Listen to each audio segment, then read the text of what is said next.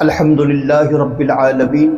محترم پیارے بھائیوں، نماز اہم الفرائض ہے، افضل العبادت ہے، کسی حالت میں معاف نہیں۔ آج امت کا بہت بڑا طبقہ اس اہم فریضے سے غافل ہے۔ جس کو سمجھایا جائے تو بس وہ یہی راگ الاپتا ہے کہ یار کیا کریں، کاروباری مصروفیت اتنی ہے کہ نماز کے لیے وقت نہیں ملتا۔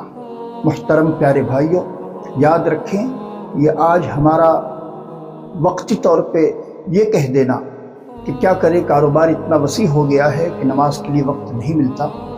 ہم اپنے اسلاف کا طرز عمل دیکھیں، اپنے اسلاف کی زندگیوں کو دیکھیں۔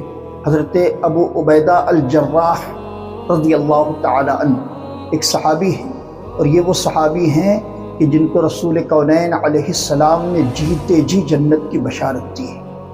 ابو عبیدہ الجراح رضی اللہ تعالی عنہ نبی کونین علیہ السلام کی مسجد نبوی میں عشاء پڑھنے تشریف لائے۔ سرکار صلی اللہ علیہ وآلہ وسلم نے 4 فرض پڑھائی اور اس کے بعد حجرہ عائشہ میں تشریف لے گئے۔ صحابہ کرام علیہم رضوان مختلف شکلوں میں بقیہ نمازیں پڑھتے رہے۔ حضرت ابو عبیدہ الجراح رضی اللہ تعالی عنہ، یہ اس زمانے کی بات ہے جب مسجد نبوی بہت کچی تھی۔ میرے پیارے بھائیوں، مسجد اگرچہ کچی تھی لیکن اس دور کے نمازی بڑے پکے تھے۔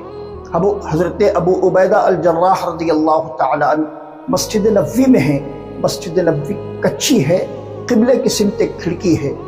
لوگ اپنے سواری کے گھوڑوں پر یا اونٹ پر سوار ہو کر آتے اور اپنے اونٹ کو یا سواری کے گھوڑے کو کھوٹے سے باندھ دیتے اور اطمینان سے بڑے خشوع اور خضوع کے ساتھ نمازیں ادا کرتے۔ حضرت ابو عبیدہ الجراح رضی اللہ تعالی عنہ حالت نماز میں ہیں۔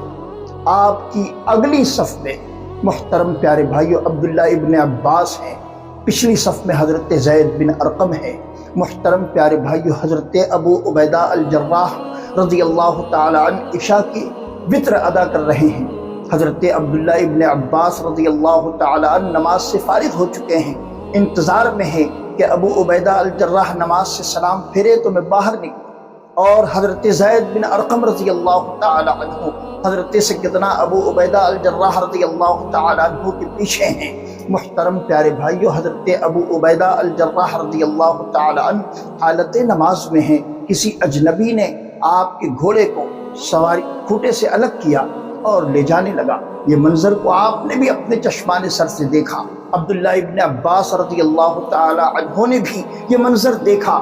اس انتظار میں تھے کہ ابو عبیدہ الجراح نماز سے سلام پھیریں تو میں ان سے جا کر داستان سناؤں، لیکن جیسے ہی ابو عبیدہ الجراح رضی اللہ تعالی عنہ نماز سے فارغ ہوئے، محترم پیارے بھائیو، حضرت عبداللہ ابن عباس نے ابو عبیدہ الجراح سے جا کر کہا، اے ابو عبیدہ، تم حالت نماز میں تھے، تم نے بھی دیکھا ہوگا کہ ایک اجنبی تمہارے گھوڑے کو کھوٹے سے کھول کر لے جانے لگا۔ میں نے دیکھا، میں اس انتظار میں تھا کہ تم نماز سے سلام پھیرو تو میں تم کو کہوں گا، لیکن جیسے ہی میں نے پلٹ کر دیکھا تو تم نماز میں تھے، اور امید ہے کہ تم نے بھی یہ منظر دیکھا ہوگا۔ ابو عبیدہ الجراح رضی اللہ تعالیٰ عنہ فرماتے ہیں، ہاں میں نے دیکھا ضرور، لیکن میں حالت نماز میں تھا۔ محترم پیارے بھائیو، ابو عبیدہ الجراح رضی اللہ تعالیٰ عنہ سے عبداللہ ابن عباس نے کہا، اے ابو عبیدہ، تم نے اپنے قیمتی گھوڑے کو ضائع کر دیا۔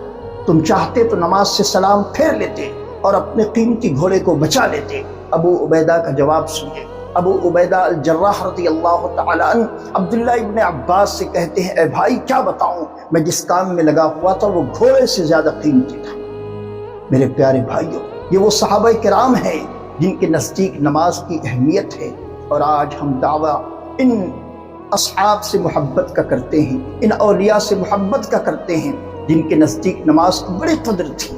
آج پیارے بھائیوں، ہم نے ان کے نام کی راگ الاپے ہیں، ان کے نام کی مالائیں جپی ہیں، لیکن افسوس، 100 کروڑ افسوس کہ آج ہم نے ان کے اسوہ حسنہ کو نہیں اپنایا۔ ضرورت اس بات کی ہے کہ ہم جہاں اپنے آپ کو سنی کہتے ہیں، ان سنی بزرگوں سے سچی محبت کریں۔ انہوں نے اپنی زندگیاں نبی کونین علیہ السلام کے ارشادات پر کھپا دی، اور آج پیارے بھائیوں، ہمارا حال کیا ہے کہ ہم صرف دعویٰ کرتے ہیں یاد رکھیں دعوے کے لیے دلیل کا ہونا ضروری ہے۔ آپ کا اگر دعویٰ بغیر دلیل کے ہے تو یہ دعویٰ بے معنی ہے، بے سود ہے۔ رب تبارک و تعالی ہم تمام کو نماز کو اپنے اپنے وقتوں پر ادا کرنے کی توفیق رفیق عطا فرمائے۔